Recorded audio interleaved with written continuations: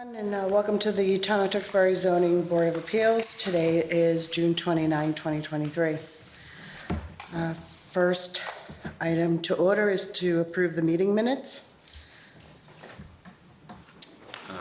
Move to approve the meeting minutes from February 23rd, April 27th, and May 25th. Second. All in favor? Aye. Okay, why don't we start with our new hearings, and the voting members are Dan, Mike, and Joe. This is for Trevor Kelly on behalf of James and Melissa Dooley for a variance under section 5.3.2 of the Tewksbury zoning bylaw for front yard setbacks and a special permit under section 8.1.1.c to alter a previously existing non-conforming structure in order to construct a two-story addition and deck as shown on plan set with the board. Said property is located at 92 Tyler Road, Assessor's Map 18, Lot 46, zoned residential.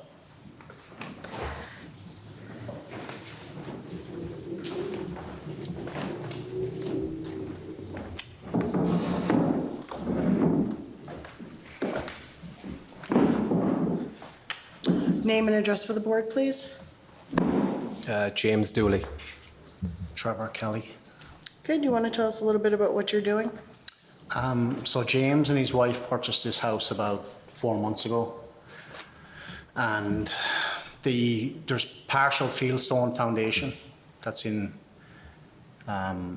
it's in tough shape. It needs to be repaired, and rather than repair, we want to take it down and just pour a new foundation in the existing location, and also go up a second story. Okay. Let me just look it over real quick.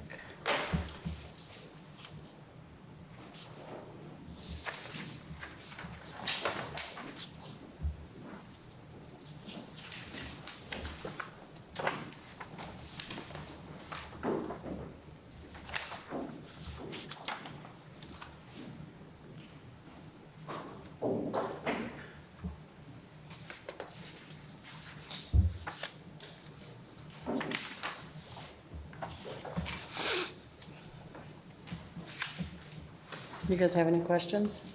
Have you seen the plans? And the footprint of the foundation is going to be the same exact. It's going to be, the plot plans, it's a little confusing the way he has it shaded, but the foundation stays the same. It's just replacing fieldstone with poured foundation, basically. So that's not changing. The only thing that's changing is the second story and the garage. The second story, and also if you look at the plot plan on the Tyler Road side, you'll see that there's an existing 6-foot jog in the existing foundation right now. That's the front of his house. And that would be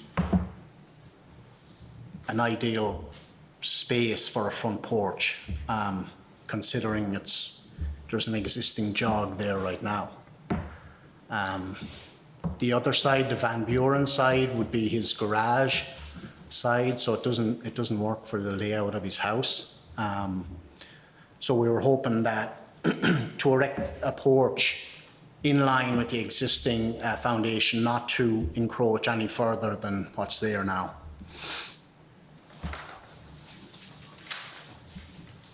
It's showing that encroachment would only be 16 feet, is that correct? That's correct, and the existing foundation right now, I think, is 16. Okay. Yeah. And it squares up that side of the house on Tyler, Yep. which is his address, obviously. It's 92 Tyler, so. So the front of the house faces Tyler. Yes, yeah, his address is 92 Tyler, so that would be his front entrance. You're not changing the driveway at all? Driveway's still No, there? no.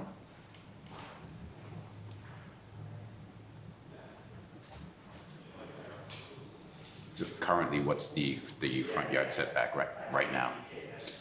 How far 16. is it? What is it? The fieldstone is 16 feet of a setback, And that's staying the same. and that's staying the same.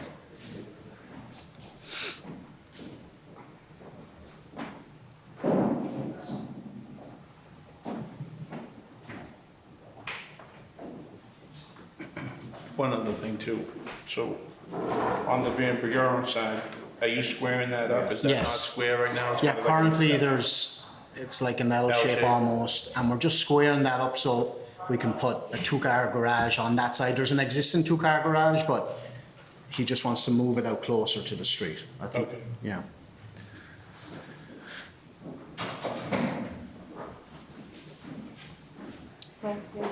I have nothing, no. Okay, this being an open hearing, is anybody here to speak on this? No? Okay. Can you make a motion? Move to close the open part of the hearing. Both parts? Open. Second. All in favor? Aye. We, So when you vote on this, you have to do special permit first. Right. So somebody make a motion, reading the special permit first, then the variance after? I'll make a motion to accept the special permit under section 8.1.1C to alter a previous existing non-conforming structure in order to construct a two-story addition and deck as shown on plans filed with this board. Said property is located at 92 Tyler, assessors map 18, lot 46, zone residential. second. All in favor? Aye. Aye. So I make a motion to approve under section 5.3.2 of the Town of Tewksbury zoning bylaws for front setbacks. Said property is located 19 Tyler, assessors map 18, lot 42, zone residential. Second. All in favor? Aye. Okay, all set, thank you. Thank you very much. Have a good evening. Okay, next is John, what's that, Rachel? Rachel? And Stephanie Borges for a variance under section 5.3.1 E3 of the, E3 of the Tewksbury zoning bylaw, facade yard setbacks of existing foundation as shown on plans filed with this board. Said property is located at 30 Carter Street, Assessors Map 103, Lot 4, zoned residential. Would you please come up? Name and address for the record, please. John Rachel and 30 Carter Street, Tewksbury, Mass. Okay, great. Want to give us a little bit of a background of what you're doing, please? It was bought a shed about a year and a half ago, almost two now, so we got the okay to build it and submitted all the plans. And then, once it was inspected and everything, third time with the foundation poured, they also wanted a certified plot plan, which was different from the plans that they agreed on. So after finding that out, we got the certified plot plan, and now it's less than 10 feet to the commercial side of my property.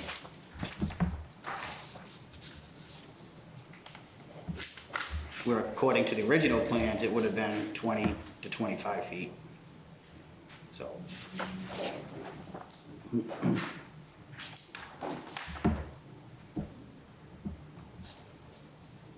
It's already there and built? so was told to apply for a variance at that point. Yes, yep.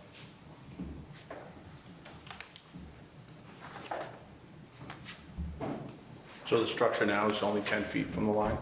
It's a little less, so it's 9'1", I think it was, and 8'9". From the back? From the side, so Okay. not the front or the back, it's on the left side.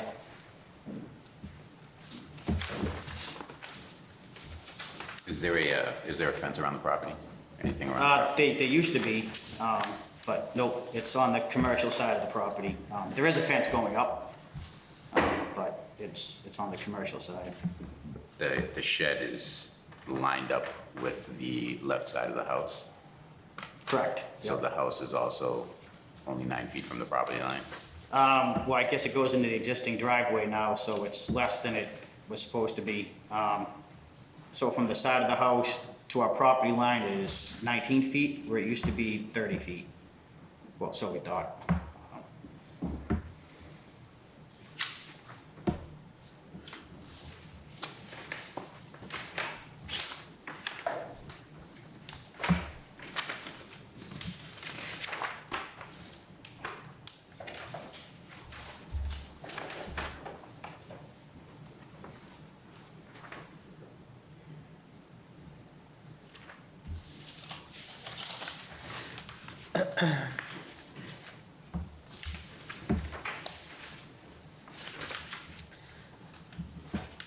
Do you guys have any more questions? No? Okay, this being an open hearing, is anybody here to speak on this? No? Okay, the 3 voting members is myself, Dan and Mike. Motion to close both parts of the hearing? Second. All in favor? Aye.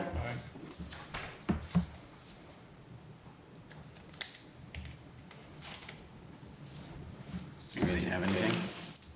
Go ahead. Somebody make a motion. Entertain a motion for variance under section 5.3.13, the Tewksbury zoning bylaw for side setbacks. For the existing foundation as shown on the plans filed with this board, said property is located at 30 Carter Street, assessors map 103, lot 4, zoned residential. Second. All in favor? Aye. Aye. You're all set. Oh, awesome. Thank you. Have a You're good welcome. weekend. Okay, next is, the voting members is myself, Mike, and Joe. And it's for 1775 Andover Street, RI LLC, for a comprehensive permit under Mass General Law, Chapter 40B, para. Dot 20 through 23 of the MGL of the purpose of rehabilitating, converting an existing hotel complex into a 130-unit housing complex. Said property is located at 1775 Andover Street. Assessors map 53, lot 38, zoned office residential.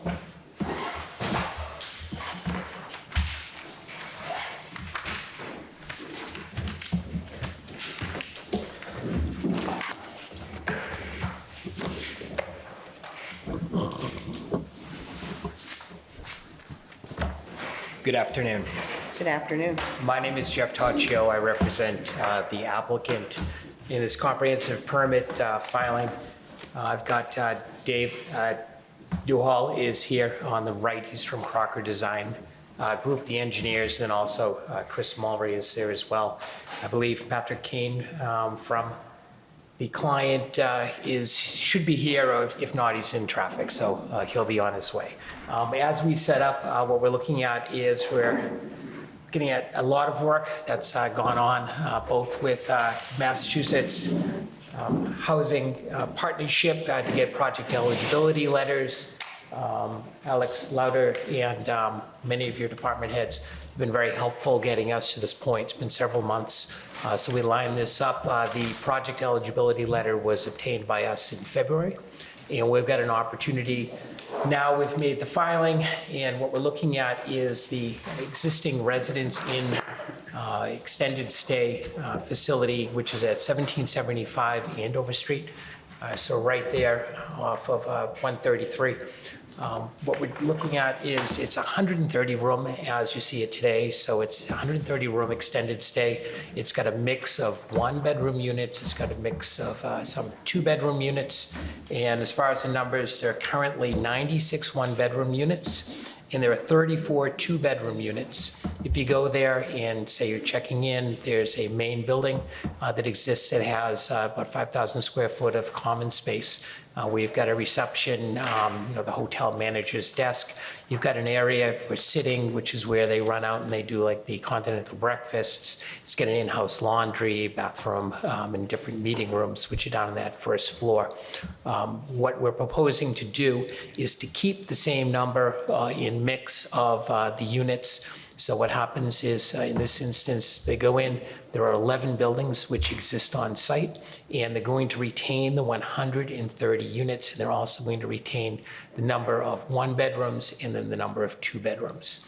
Under the comprehensive permitting, there is typically a policy that is looking for 3-bedroom, up to basically 10% 3-bedrooms. Because it's an existing facility, we went back into the Massachusetts Housing Partnership, and what we did was we made all the points that it's existing, it's a reuse project, and then they agreed and they issued us permission to go forward with retaining the same mix. Thanks. I don't want to yell at you. You folks are a lot closer than I'm used to. We have complaints from the back. Thank you very much. So what we're doing is we're keeping the same exact mix of the 1s and 2 on the bedrooms counts. As we go forward, what we're also doing, currently there's 134 parking spaces there at the site. And what we're going to do is we're going to up that to 164, and we'll show you what that looks like on the plans as we're able to put that together. What that does is allows us to achieve a 1-to-1 bedroom to parking space ratio. And we can show you how we basically align all of that out. Existing units will be basically emptied of furniture, and they'll be redone. Paint, carpet, the new appliances in the kitchens. Currently, there's granite counters. We can show you that in a second, which will be replaced with new granite counters. 450 square feet in area is the size of the 1-bedrooms as they exist, and then we've got 650 square feet for the 2-bedrooms. There also are those gas fireplaces. If you've been in any of the units, in the corners of some of them, they've got a gas insert fireplace, which takes up some good square footage, and those are actually going to be removed. So we're in a position where each of these interior units gets basically renovated. Excuse me one second. What will happen is there's a 25% affordability requirement. That is part of the comprehensive permit process, and that results in, let's see, I think 33 total affordable units, and they'll be arrayed in proportion with the rest of the building for the numbers of 1s and 2s. There's no distinction between the 1s or 2s. You walk into, one, you're not going to know if it's affordable or if it's a market rate, and those are basically the requirements. So they'll all basically be fit out all to the same exact standard, and then 1 second. The common areas, which are in that main building when you walk in, that's going to be retained as common area. What will happen in that instance is that the laundry that is there is going to be replaced with new self-serve laundry, so the residents will have the ability to go in and do the laundry on site. The rest will be retained still as common area space, which we've broken up as like work at home type, WeWork, if you will, is what we've permitted some of those elsewhere. But to have an opportunity where so many people are working from home, they'll be able to go there, and residents can use one of the desks, use the Wi-Fi, and have somewhere where they can get out and they can get some work done that's not just confined to their individual units. Additionally, there are some of the other rooms that are there that can be used for, you can reserve it for if you want to have a birthday for, kids, or if you want to reserve it for watching a, Patriots game in season. So it gives different opportunities to have people get out there. What I will do is quickly correlate, if I can, before I get into too much detail without showing you folks anything. We've got to the far left some exemplars of what the units look like today. Again, we talked about the granite counters, appliances, refrigerators, stoves, things like that. Those will be swapped out, replaced in each of the units. Again, carpeting, but we're looking at refreshing as far as paint is concerned.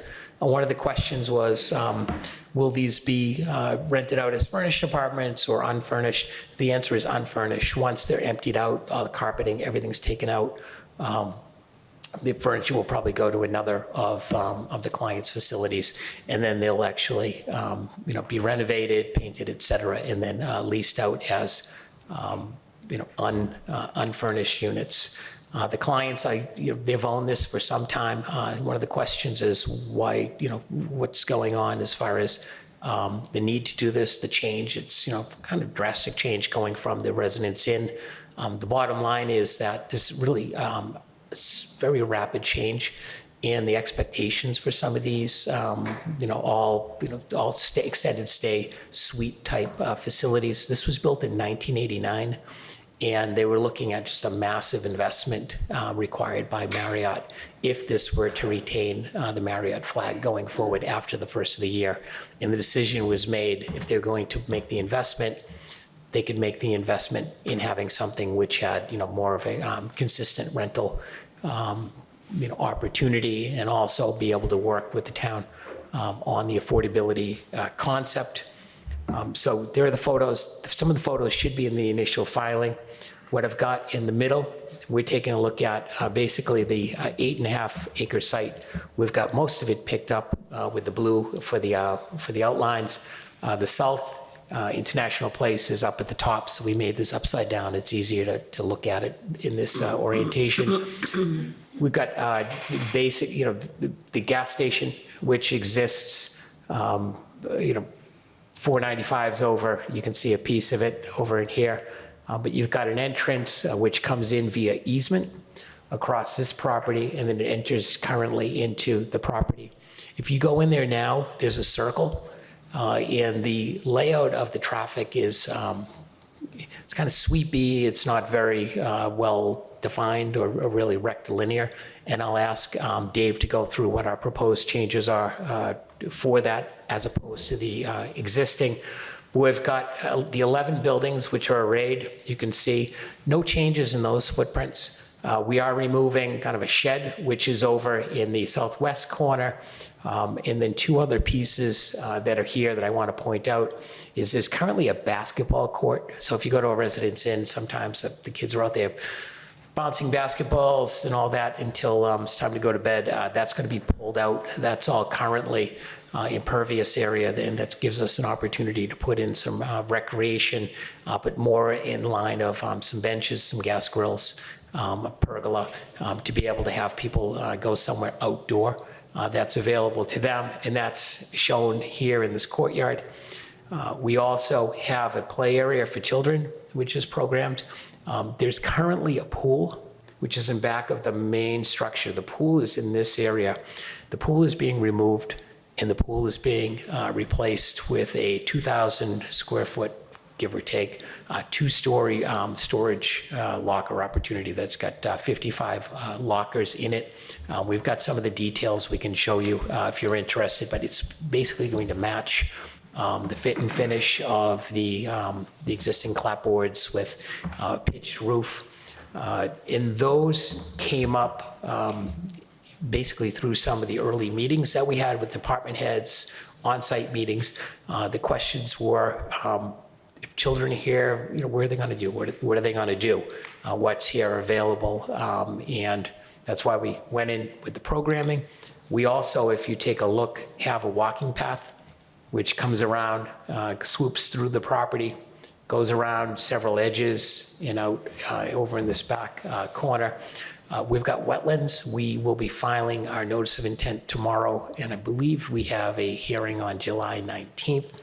But again, it's a very solid project, no real changes, no changes in buildings, and frankly, and I'll ask Dave to go through improvements on what's there for the existing drainage and the layout of the parking area.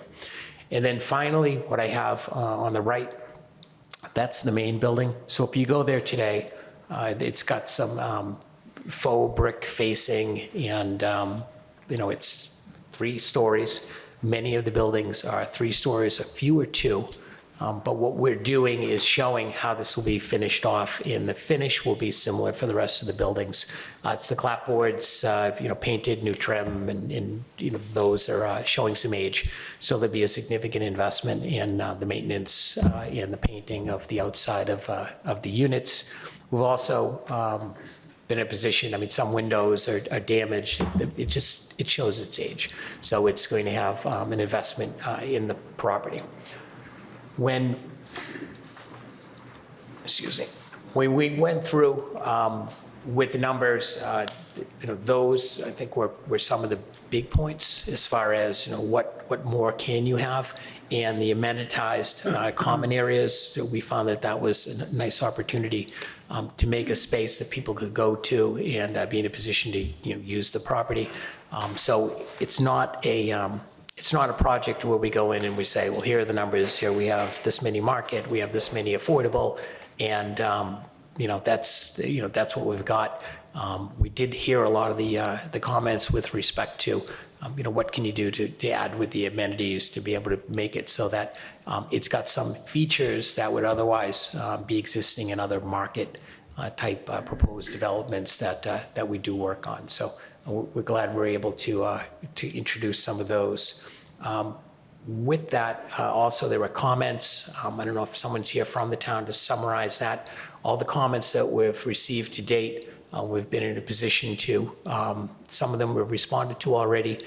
With respect to some of the additional waivers, we had a rather comprehensive list of waivers.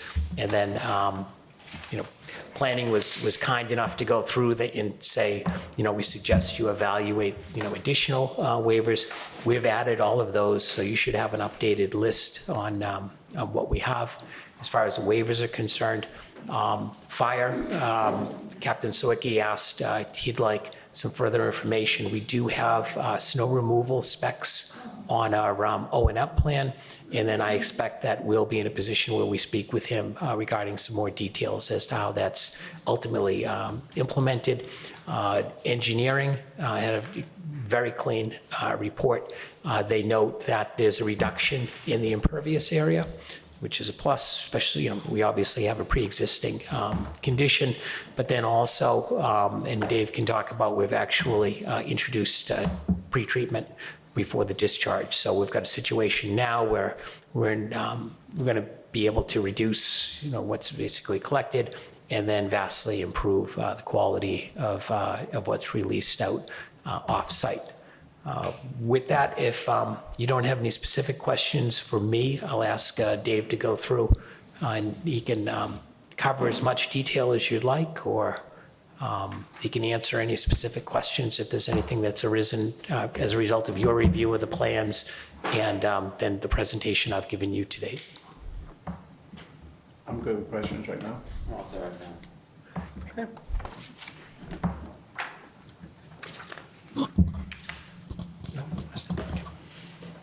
Is this, all right, perfect. There you go. Just wanted to check. For the record, my name is David Newhall with Crocker Design Group.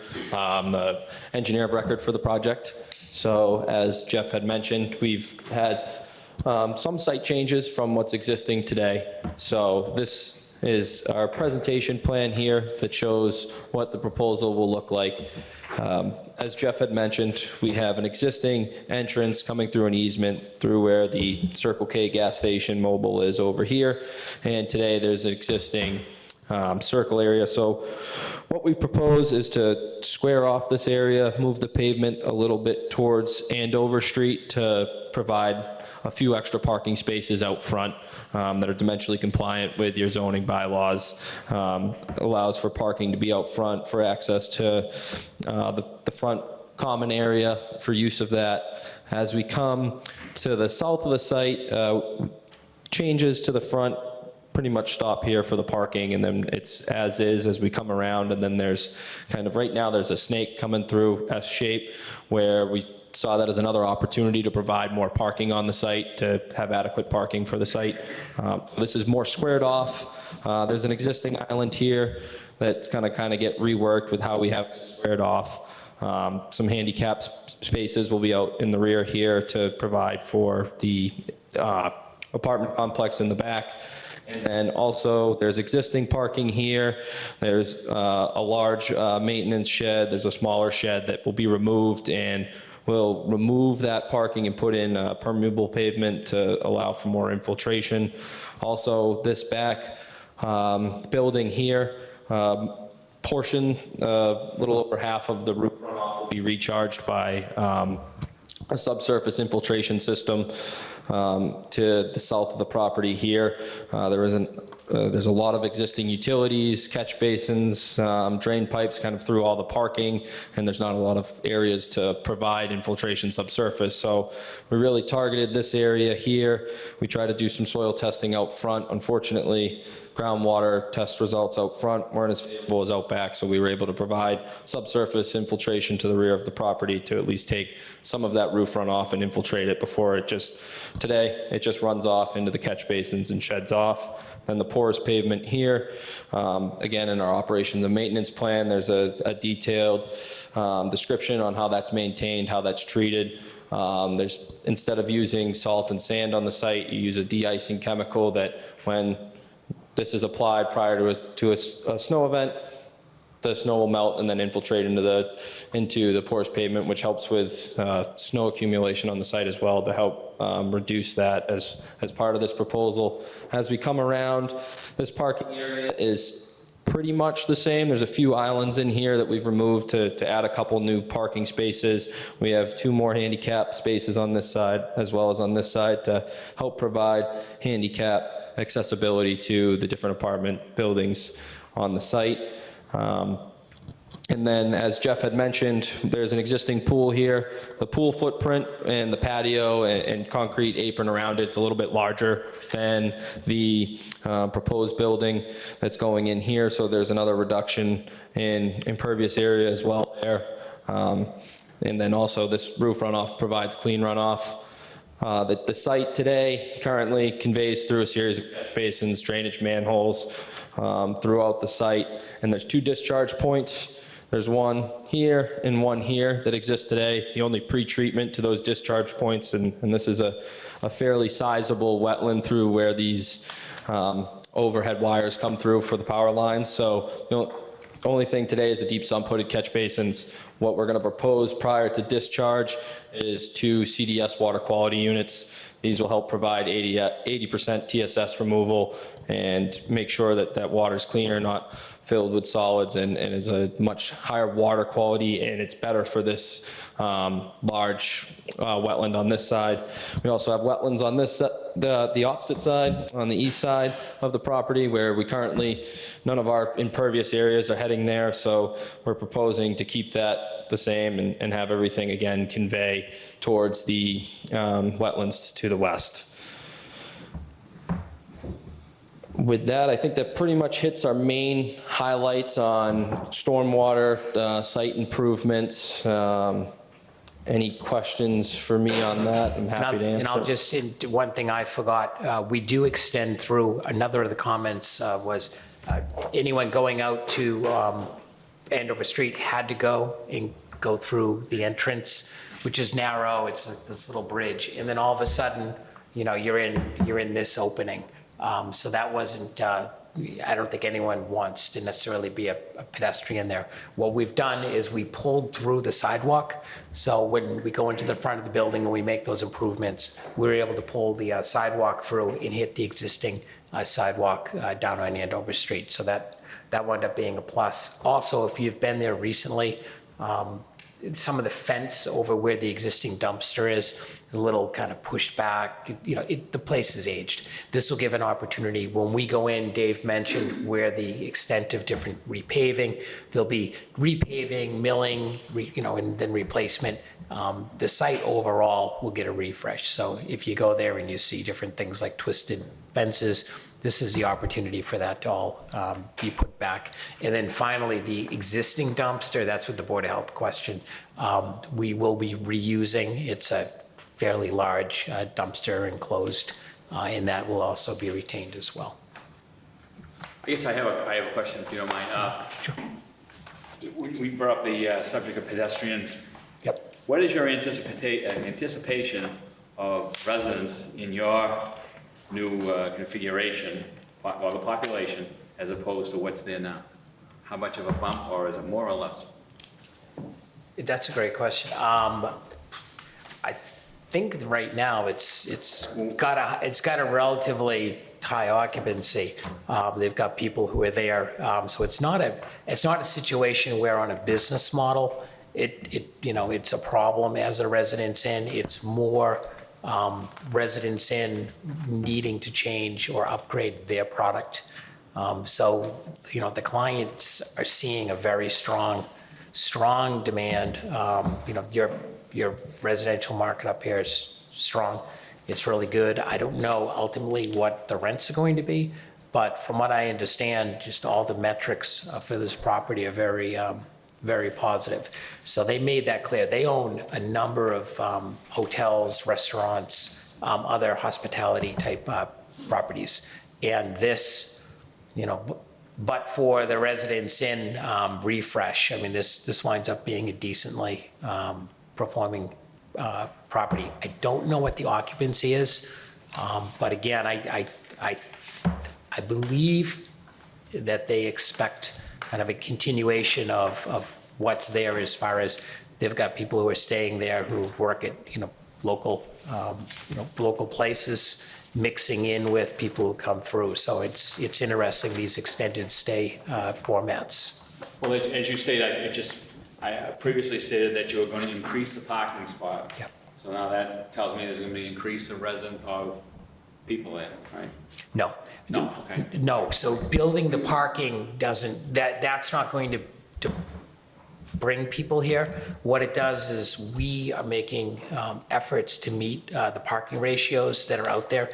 Being a comprehensive permit, we don't look at like local regulations for different parking ratios or parking demands. So what we did is we went into the ITE manuals for the parking generation numbers. And if you look at mid-rise residential, not within a half mile of a transit station, the numbers come up between 0.08 and 1.0 spaces per bedroom. So what we wanted to do is we wanted to do what we could to get to that figure. And we wind up again at the one bedroom, one parking space. Right now, there are 134 spaces, which are covering the 130 units. And I've never seen it fully parked, so maybe it changes the character of the parking, but that was our aim. So for Dave to go through and square it all off and go through that effort, and at the end result in less impervious, that was all to try to get him to that 1-to-1 ratio. And by the way, he didn't mention, I don't know if we brought it or not, but he's able to run the auto turn for the fire truck all the way through this. So we wind up, it's 24-foot aisles, which are there today. It goes down where it's only one-way, nose-in parking, that's down to 20 feet, but that all complies with NFPA requirements for access, and that's been, again, provided to fire, and we'll continue to speak with them, but he's actually able to get all of that to work. Can you just put up the existing aerial?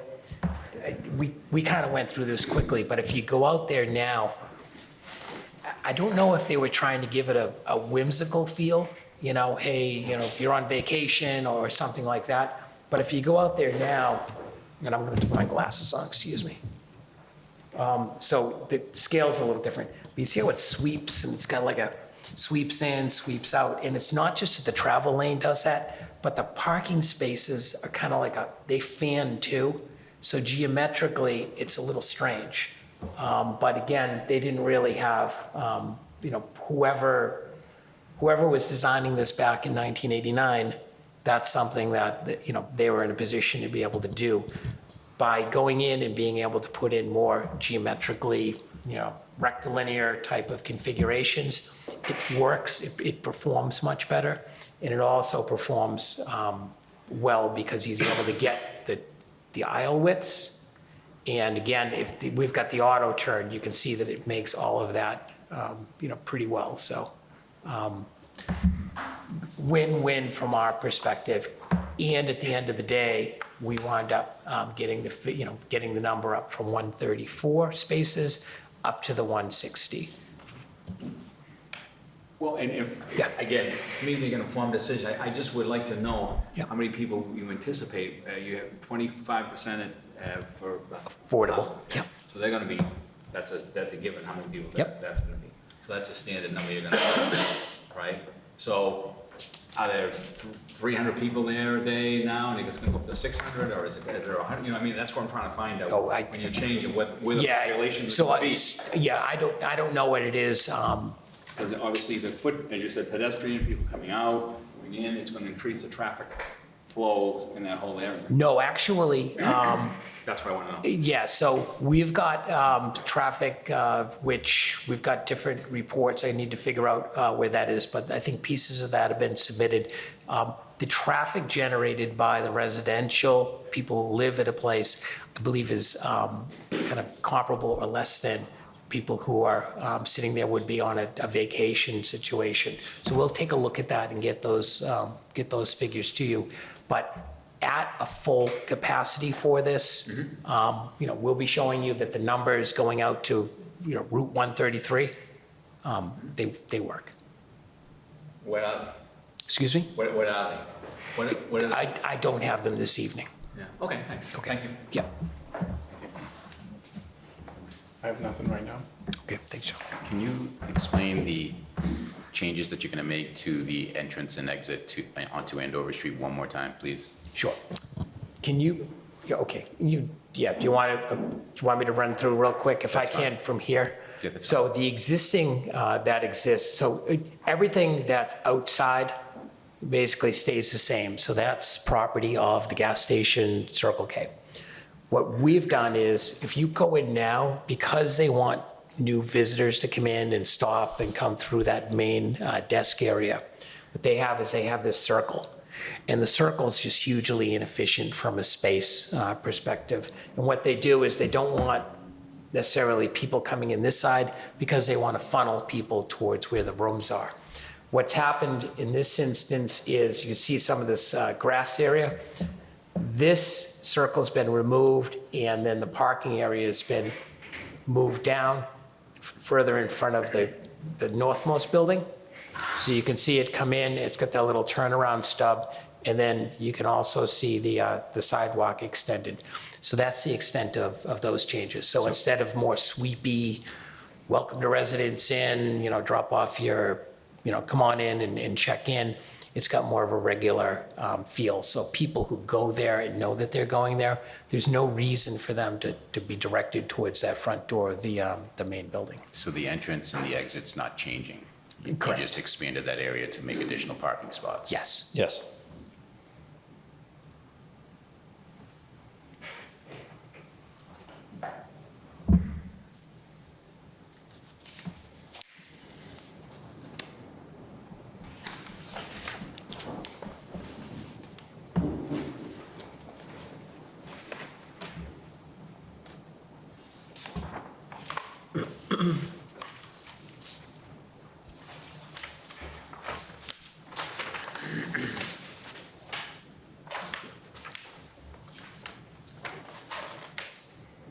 And then I may also mention, as you look at, and you take a look at some of the standards, so the other question is, well, you know, what standards are applied? So basically, the standard is it's got to be consistent with local needs for, you know, and local means also the area for affordable regional housing, and then also looking at, you know, health, safety, you know, other requirements. Building code requirements are all there, Board of Health requirements are all existing. So what happens is the comprehensive permit winds up just going to waivers on the local zoning provisions, but not any of the other, you know, overall, you know, state health, welfare type requirements. And in this instance, it also, the project aligns with the town's affordable housing goals and a reuse first strategy. It's within walking distance, less than half a mile via sidewalk to the elementary school, the Dewing Elementary. We also have like daycares, places of employment, retail and service uses are all within walking distance.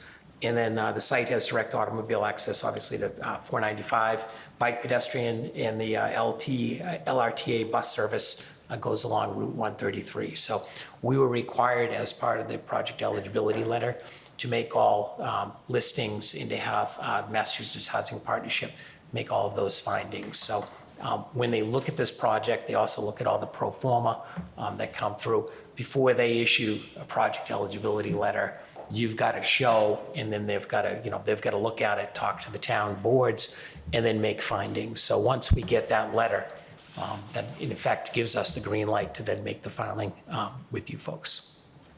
What's the low income ratio? Low income ratio, as far as, the AMI, it's the 80% AMI, so it's, the standard one For that we this see. unit, what do you have for this? Is it, you're gonna keep it standard? Yes, exactly. So it'll be the 80% AMI. And then again, it's 33 of the units, that's the 25%. And when I do the math, I believe it's like 8 or 9 will be the two-bedroom. The two bedrooms are about 26% of the units are two bedrooms. The storage units that you spoke of, are they Yes. going to be for the residents, or are Yes. they going to be for outside? No, 100% residents. And I should also, I was a little ambiguous when I was talking about like, be able to go in and watch, watch the Patriots or use the laundry. All those amenities are for the residents that live at the apartments.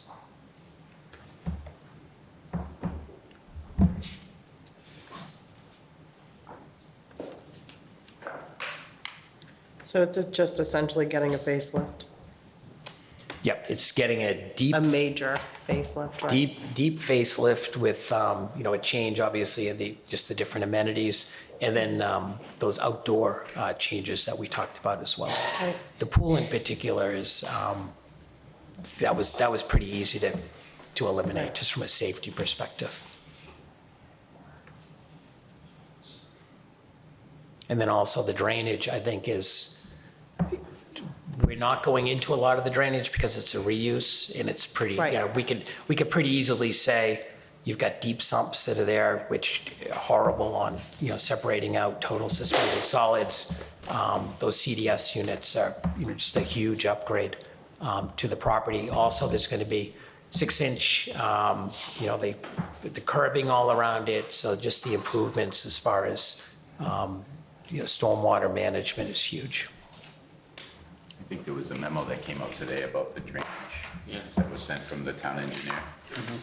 Yeah. I don't have a hard copy, but I know it was sent to us in email.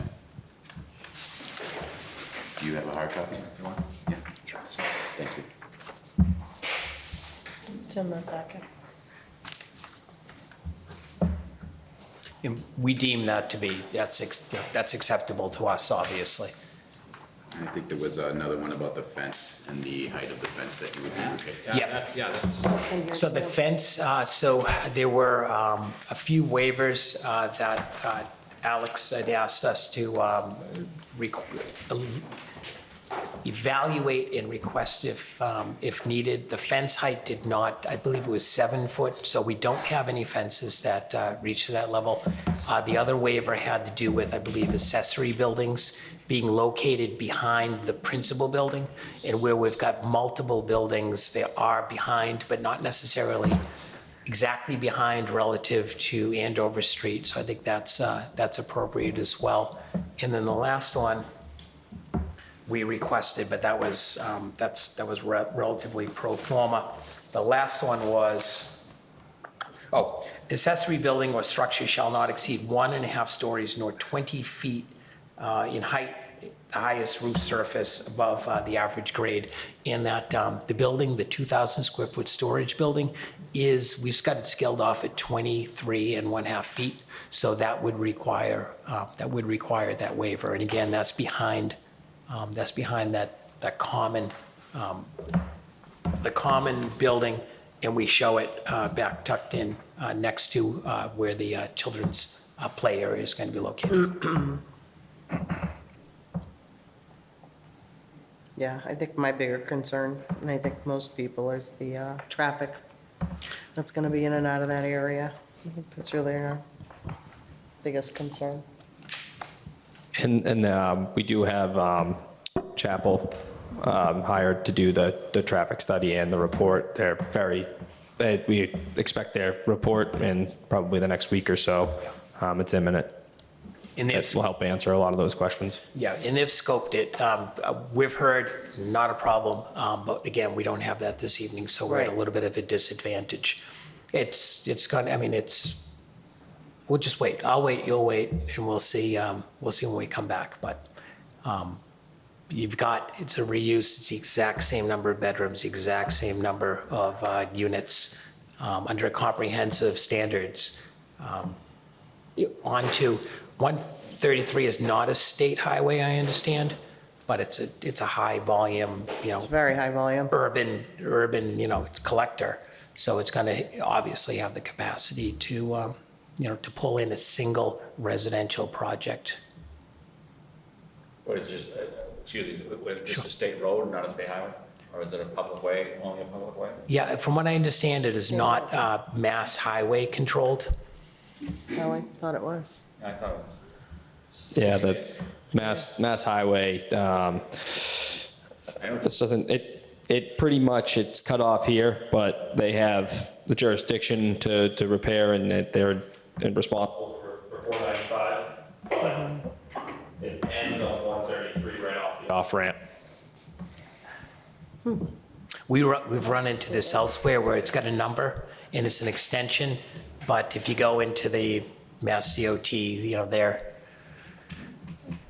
their jurisdiction begins somewhere and ends somewhere, and we understand that this is outside of what they have. Not that that would be a problem, it would just be another state highway curb opening, but again, it wouldn't be a modification, it's the exact same. It'd just be a reuse, no increase in parking, no threshold increases in parking, et cetera, so. Do you guys have any more questions? I do not know. Just to recap, Yep. we're looking to approve 27 different variances for this project. Waivers, Waivers. yes. Some of these waivers are just, nothing's changing, they're just to have them in the books. Right. So what we do is, and we've asked even for a blanket waiver, as part of the comprehensive permit process, what you do is you basically strip out the local type controls where it's an existing property, and I think, there's a relative consensus that most of the changes are positive improvements, et cetera. I think from a substantive level, I don't see any of them that, if you go through them, that, Yeah. I'd expect anyone would have any problems with. And also, planning's been through them. So me being here tonight is the first time that the town's had the opportunity to hear about these in a forum. I'll state one just as an example, like one of the first waivers you're looking for is for section 2, the lot frontage requirement that vehicular access to the building site Be on the through lot shall be frontage. exclusively through the legal frontage of the lot. Right. Nothing's changing there. Correct. That's And there's a correct, there's a legal existing easement that serves this property. It was all kind of put together as part of a common scheme when these lots were divided originally. Now, the second one, section 3.1.c, building structures or signs may not be erected, substantially altered or moved. You're not putting a larger sign, you're just changing the name of whatever is existing or anything like that, right? Correct. And that's kind of a section 6, corollary. And then I can go through any of these, I think I understand. I think my only concern is that if we allow you to have waivers on all 27, and then we walk away, then you guys could basically do whatever you want, because you have the waivers already in place. No, they would be, excellent question. No, the waivers are granted as part of the comprehensive permit, and the comprehensive permit will have all of the plan sets that are all approved, everything that's stamped. You folks in your comprehensive permit will reference the specific plan, the specific revision date, the sheet numbers. So everything will all run through so that, it'll be in a box. When it gets recorded at the Registry of Deeds, that's going to be the controlling document. So it's not, it wouldn't come out of a comprehensive permit and then all of a sudden, everyone's high-fiving and we don't have to do X, Y, and Z. So it would all be self-contained as part of the comprehensive permit. In another example, like site plan review by the planning board. Yeah. When we go to other towns, they say, wait a second, that's what they always do. The ZBA as a special permit granting authority under a comprehensive permit, you folks are it. So everything comes, it all gets funneled through you. I expect, you'd speak with planning and rely upon engineering, and have various people take a look at the reports. But that comes under your umbrella as the ZBA.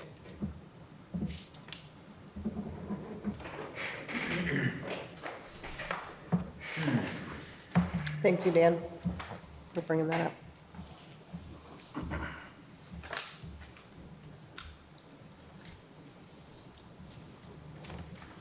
Just a general question, is there a reason why there's the entrance and exit, is it moved to the North Street side, on the north? On the south to International, yeah, we're just going with what's there, what works. The orientation, also the grades on the back, things, when you go out there, when you look at it on the aerial, it all looks close and easy, very proximate. It drops down. Also, there are parking spaces there, which gets us to our parking counts. And it works well going out to the 133. There are a lot of options there. There's also the sidewalk and, a lot of Isn't lot there of one now infrastructure. to get Sorry, in? Nancy? Isn't there one now to get in through the International Way? Not directly onto Not this directly? property, no. So there's a metal fence that wraps around the back. and right. Yeah. So, which, And there's some elevation you're saying too? yeah. Yeah. Yeah, it also, it drops down, so you can see it, and it looks about that close. But if you actually were to put a driveway in, you'd be asking for more changes. Right. The beauty of this is the reuse. It's, since 1989, this property's been there, everything's kind of developed around it, everyone's used to it, the massing is there, there's a certain level of traffic which is there, the easement's there, it coexists with the gas station, the Circle K.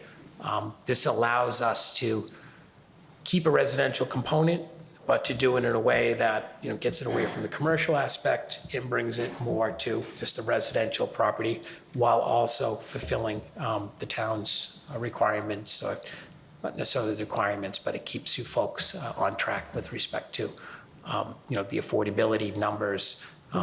All towns are chasing those, right? Because the more projects come in, every time the census comes out, things change. So it's a nice reuse. Reuse projects are a little rare. So it's a nice opportunity for this operator to be able to go in and to, explore the ability to put this all together. A lot of work has gone into it. As I said, we've been on site many times. We've been to the town hall, just answering questions. So when I make points out of, there's a connection here, and we've got a play area, those are all in the number of spaces, et cetera. Those all resonate back to different comments that we got. Can you do X? Can you do Y? And so we went back, and those were specific goals. That's why I emphasize those at the beginning, because I just want to say to you folks, we listened, we actually were able to incorporate all of those pieces. So we thought that makes for a nice plan.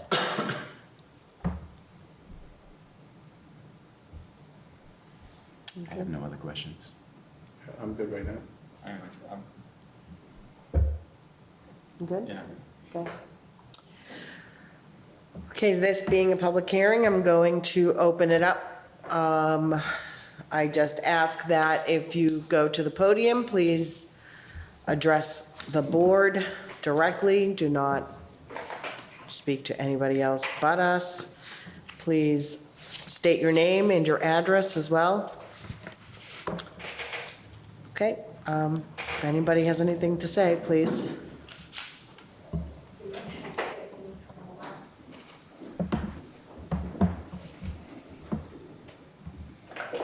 Okay, I thought it was a very good my name, Joan Unger, at 160 Cardigan Road.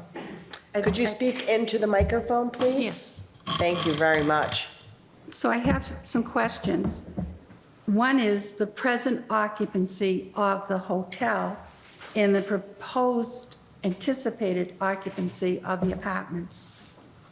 So currently, it sounded like everything is staying the same. They still have the 1-bedroom and 2-bedroom occupancies. None of that is changing, from what I understand. So it's really staying the same.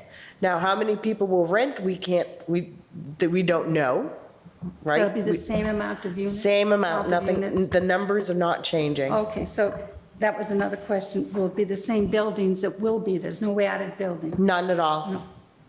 And just for that question about the occupancy, I don't see how it's going to affect any more traffic because there's still the same amount of. Right, right. And how many affordable units will be 1-bedroom and how many 2-bedroom? How is that going to be? Gentlemen, Of the 33, I have 8 or 9 being 2-bedroom, and then the rest being the 1-bedroom. 8 and 9 will be, 2-bedroom. 2-bedroom. And the rest will be 1. how many is that? How many roughly?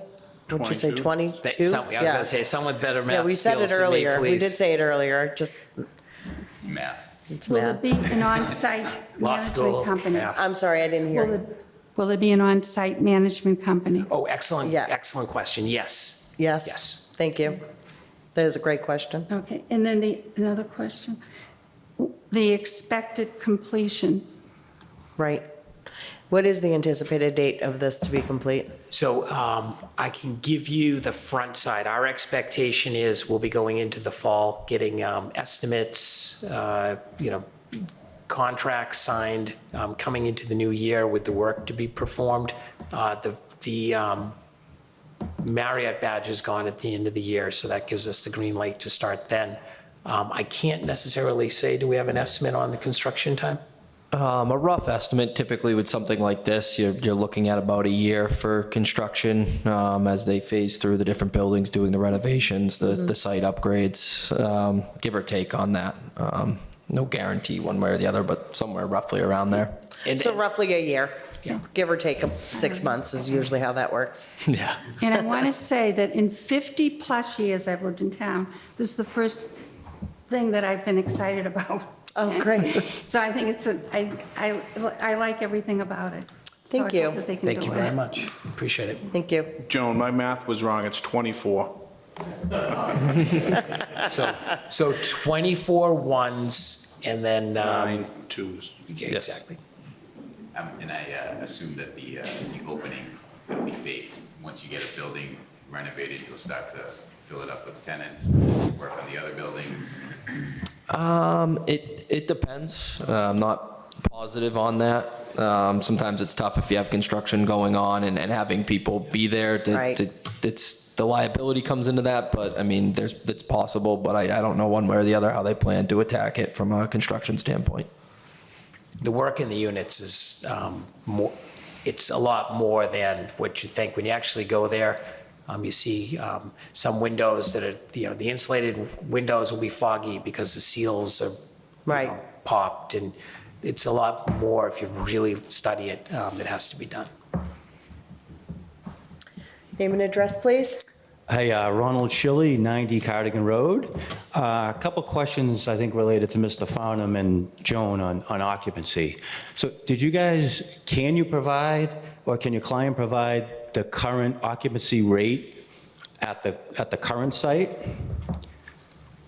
And as a follow-on to that, I guess my question is for the studies, like specifically traffic, but anything else, I assume those are based on maximum occupancy.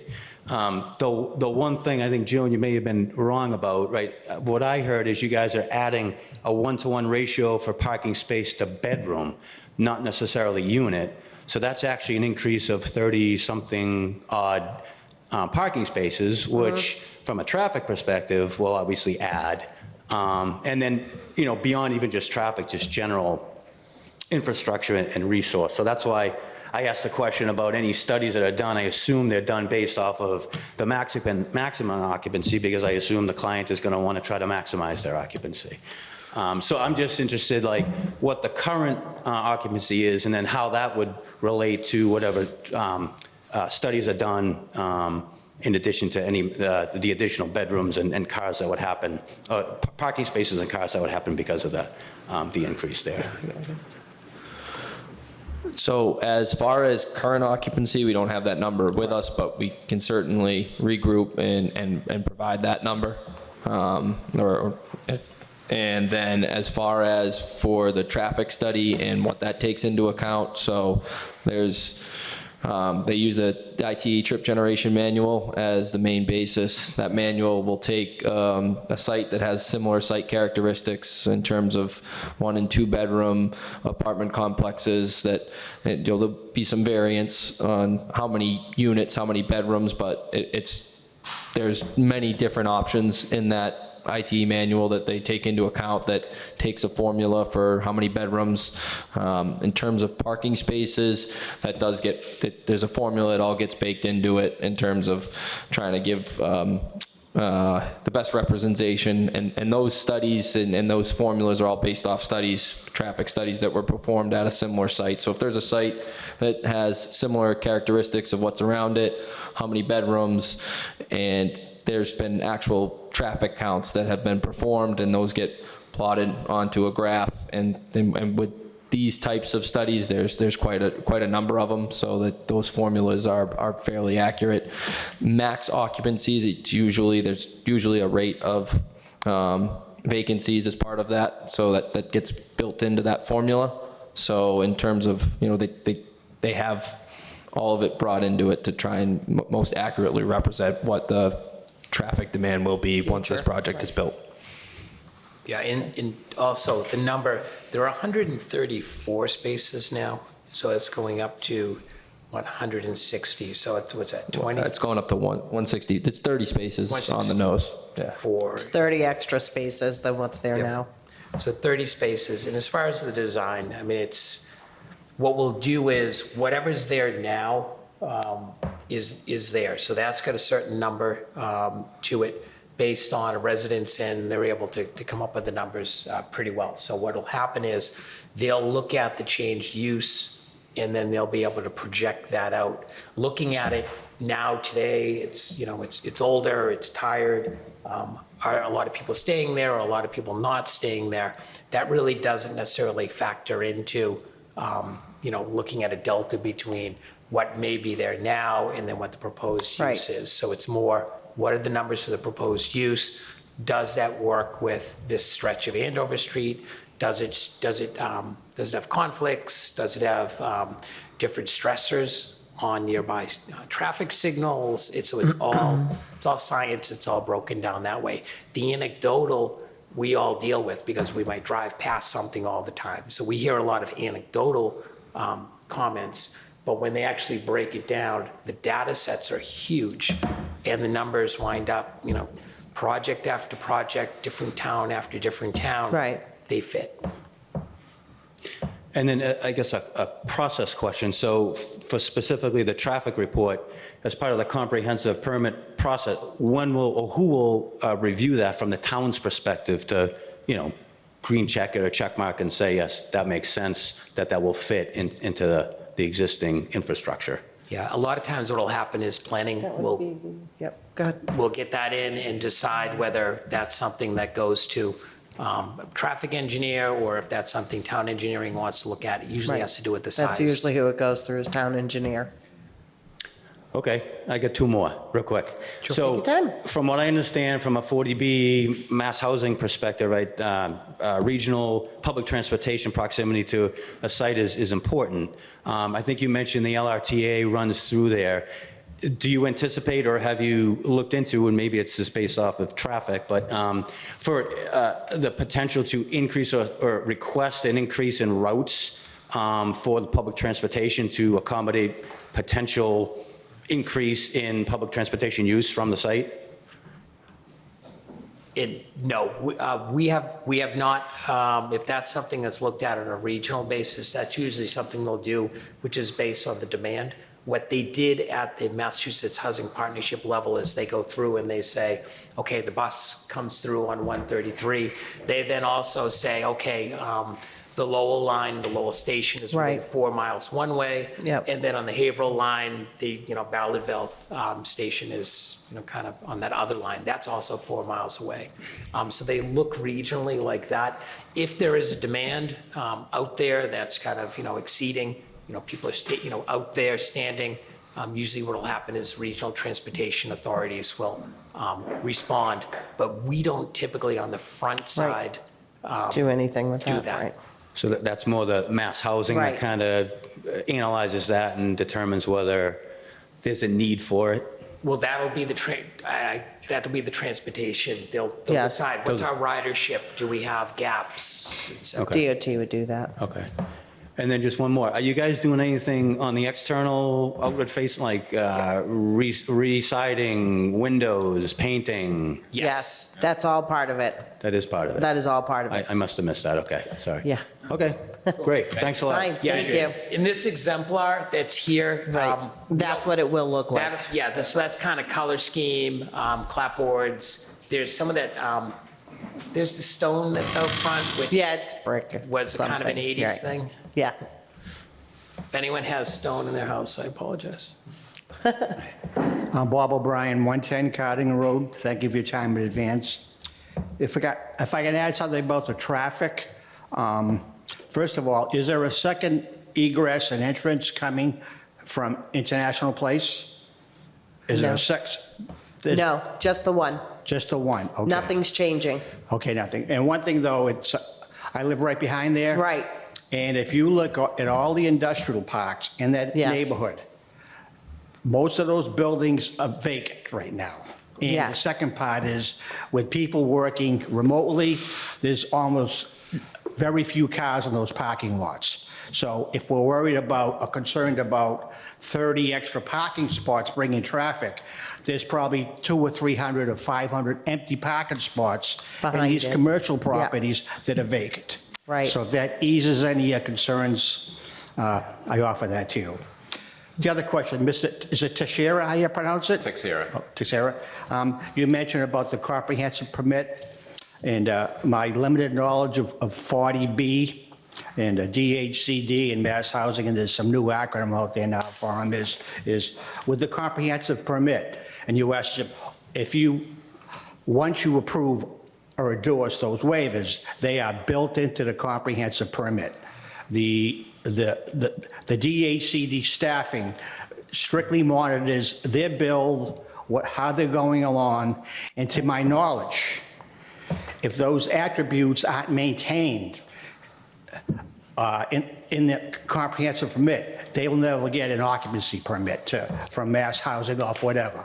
So I believe they're going through a subsidizing agency. Again, so that means, they subsidize, the state does, and they strictly monitor the progress of the construction and the quality of the construction and the completeness of the construction. So if that adds some value to your questions, It does, please thank you. accept it. I've been a resident for 38 years, and adding to our much-needed apartment and affordable housing portfolio without destroying whatever nice natural land we have left and open land that we have is a godsend. We should welcome with open arms companies like this coming in who want to add value, who want to invest in our community. They want to invest in South Tewksbury, in Woodhaven, the same outfit. They want to invest in Tewksbury to give us more attractive apartments and help reduce our potential affordable housing issues that we have today. So to me, it's a win-win situation. And one thing I can clearly add is the fact that right now it's sort of people are in there now with short-term. I think Right. once it's turned into apartments, you're going to have more longer-term renters. People are going to be there. They're going to be investing more in the community of Tewksbury, restaurants, stores, everything like that. It's going to bring additional revenue throughout the rest of the community. And number two is people that are long-term renters versus short-term renters take more pride in the property. Even though they don't own the apartment, they Right. take more pride because they're there. And it fits the objectives of our master plan that was written in 2017, and also our new housing production plan. And it really gives us an efficient and effective use in conversion of existing property and existing residential stock. We're not tearing down trees, we're not reducing lot sizes in neighborhoods, we're not asking for 50-foot buildings in a 20-foot zone. So it's existing property, please endorse it.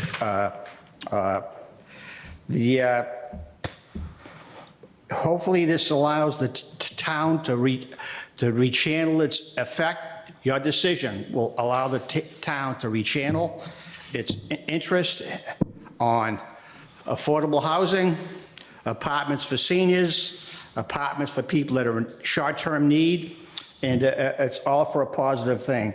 And I think that it not only meets the long-term need of our town, but also what you need to consider is it meets the needs of some of our most important assets, our residents. Our residents are our most important assets in town.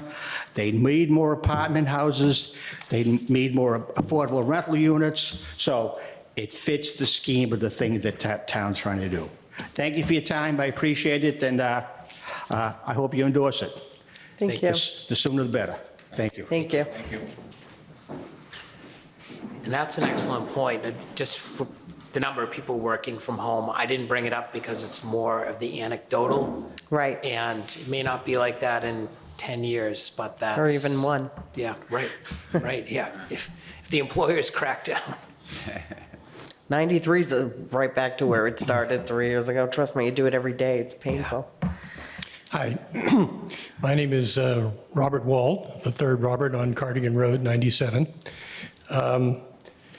There's an opportunity here to look a little farther into the future, and that is from what I've heard so far, there is going to be a laundry built from scratch.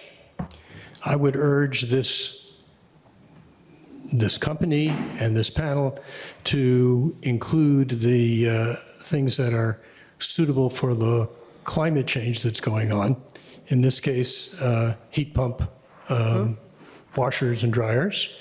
We haven't talked about I haven't heard talk about the heating and cooling system. That may be another place that there could be heat pumps. And finally, there's certainly with the replacement of all the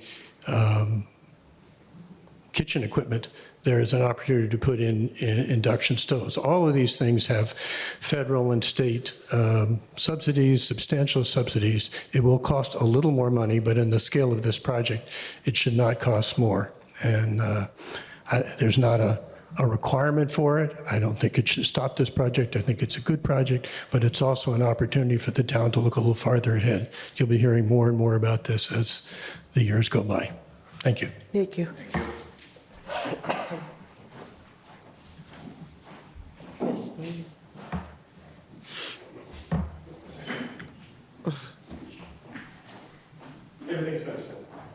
John Stanton, 130 Cardigan. Wasn't there a requirement to make some of them a 3-bedroom, or is that something that was waived off? Yes, so there's a requirement, a policy requirement for a 10% for 3 bedrooms. So what we did was we went back to Massachusetts Housing Partnership, and what we did is we made the case that based on the renovation, because it's now currently all existing 1s and 2s, no 3s, that it made economic sense to be able to waive the policy requirement to the 3 bedrooms, and we did get that approval. Oh, okay, good. Yeah. And lastly, I wouldn't just push that entrance to the side. I would still consider International as an entrance.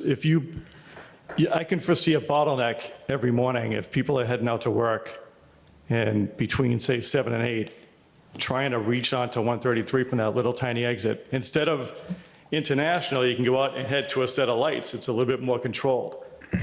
I think whatever spots you lose going on to International, you can make up by blocking off that entrance that you currently have now. Just an easier way to get in and out than 133, because that road's kind of quiet. And you already see Cracker Barrel has an entrance, and the other hotel has an entrance. It just looks, I think it would be a little easier for everyone on that 133 if that entrance was not there. Thanks. Yep, and I'll Thank you. actually, I responded.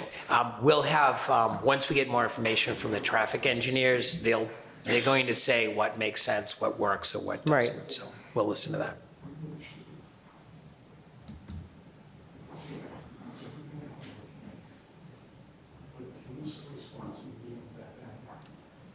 Yeah, and there, under the comprehensive permit, there are different standards also with respect to costs, expenditures relative to, the overall mission for the comprehensive permit. So we'll take a look at everything, but I just don't know enough right now.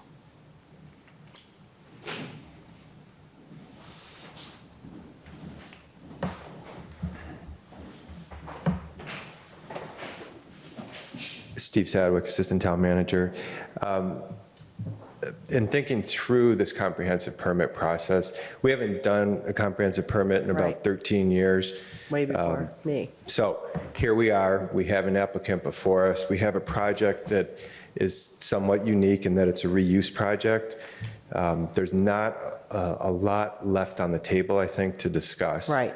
So what we have done in the past is any outstanding items would be continued to the next meeting, and it sounds like there's a few questions that the applicant needs to respond to, and there's the traffic study that we're talking about.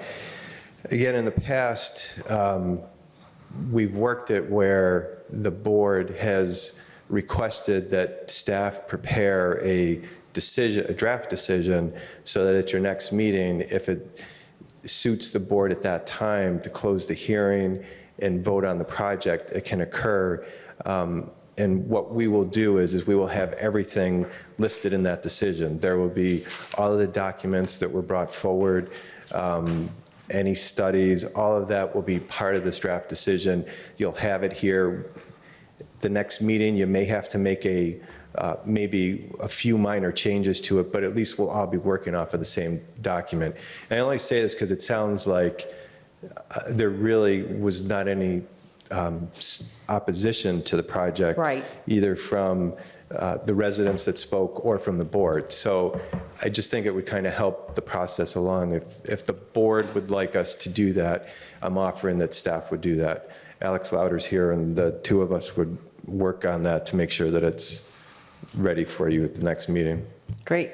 Right. That's- Thank you. You gonna make that motion?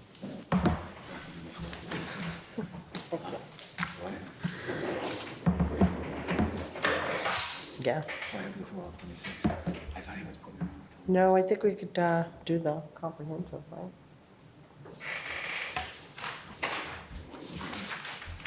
Right. Next month, with all of the points added to it, yeah.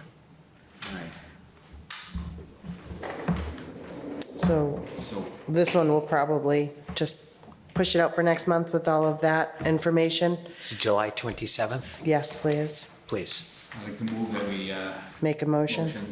for the comprehensive permit under the Mass General Law 40B, paragraph 20 to 23. I do have to close both parts of the hearing Do you? first. You haven't done that yet? No, I have not. Yes. I'd like to make a motion. Go ahead. Could you make a motion? So move. Okay, go ahead. Start again. Sorry about that. That's okay. I'd like to make a motion for comprehensive permit under Massachusetts for 1775 Andover Street, and the permit under Massachusetts General Law 40B, paragraph 20 to 23, the Mass General Laws for the purpose of rehabilitating, converting an existing hotel complex into a 130 housing complex. The said property is located at 1775 Andover Street, assesses map 53, lot 38, zone office research to be continued to July 27th. Second. All in favor? Aye. Aye. Excellent, thank you very much. We Thank you. appreciate your time, we'll see you See you next month. about a month, have a great 4th of July. Thank you. You as well. weekend, and we- Thank you.